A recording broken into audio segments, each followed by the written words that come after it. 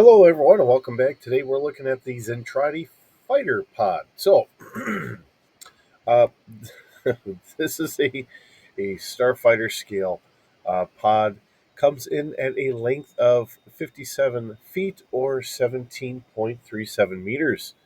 We do have a crew of one made for Zentradi, or the possibility of four human sized characters could control the pod with a negative 2D difficulty in operation. We have a cargo capacity of none, but a medium sized character or characters could fit extra gear if needed, with 100 plus kilograms worth of cargo. Consumables, we don't have any consumables on board. And we do have a listed cost of being about 17,000 credits. If we're looking at this in a more, say, Star Wars ish category, seeing that this is done in the D6 universe. Okay, it will have a nav computer, but it has sublight speeds for short range. Maneuverability is a 2D with a 5D if it has the boosters engaged. Space is a 6 or a 10 with the boosters. They're using the boosters, I should say. Has an atmospheric speed of 950 kilometers an hour. If again we're using those boosters, we have a space speed or a atmospheric speed of 1,200 kilometers an hour. Hull strength is 1D, shield strength is 2D. We have listed here as having sensors doing a passive scan at 2 kilometers at a 0D bonus, a active scan of 3.5 kilometers at a 1D bonus, an active search of 4 kilometers at a 2D bonus.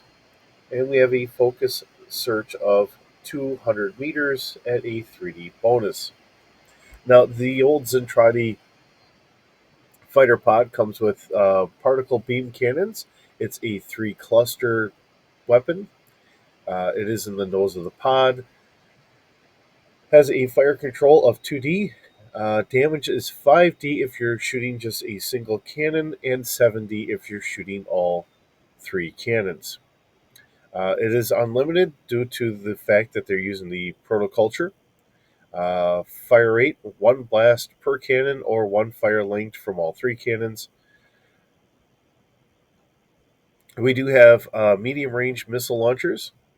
Fire control is 1D, and we have 16 missiles in all. Now, again, this all goes under the whole missile chart that the author had created here.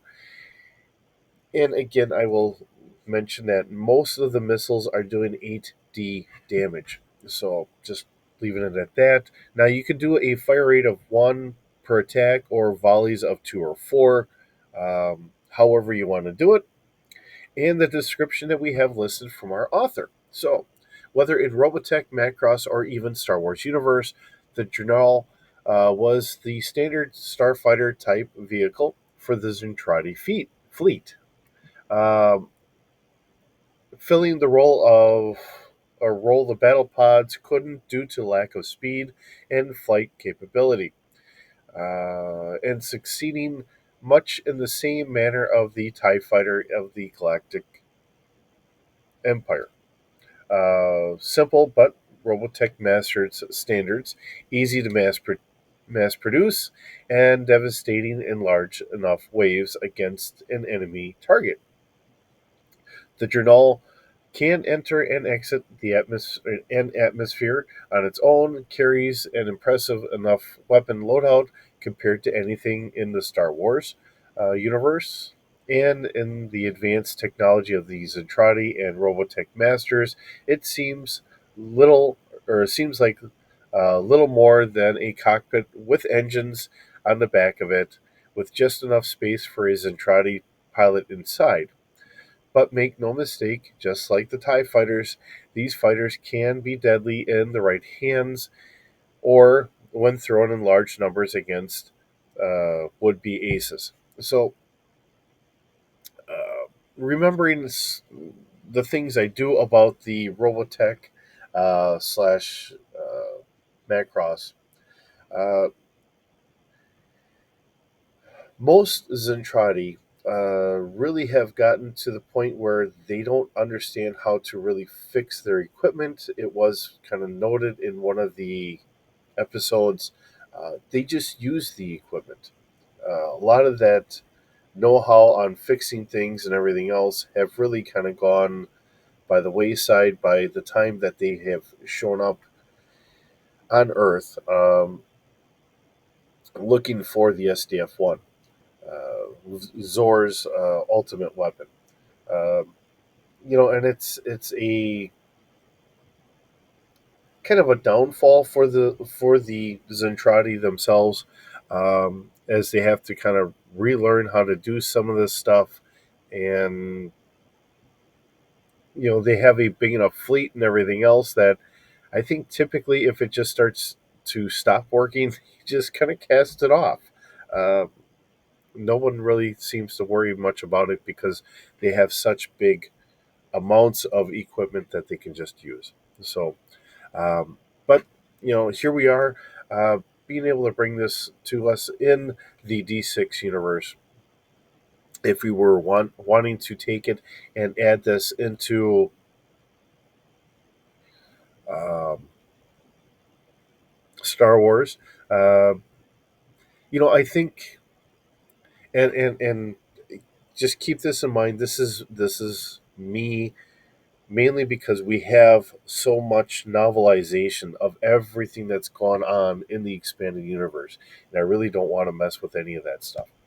I would rather pick up after the last series, that 9-book series that was done before Disney had picked up Star Wars from LucasArts.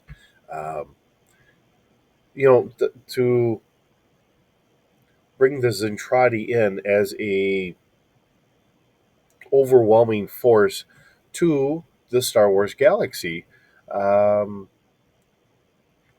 where the Jedi are kind of coming back, but now you're trying to fight off, 30 to 40 foot tall people and their technology. And maybe this would be the catapult that would start bringing more of the battle tech, or, like what we see the Macross vehicles coming into fruition here. Uh, a need to really make them, because that was the original idea.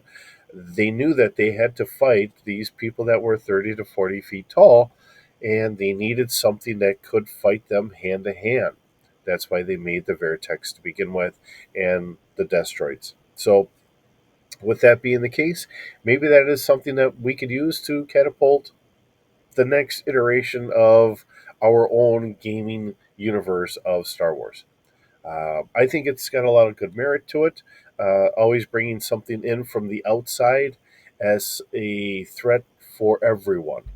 And the interesting part here is now you can sit here and you can say, well, it's not just the Empire or it's not the New Republic, it's both of them having to come together again, because this wouldn't be their first time, this would be their second.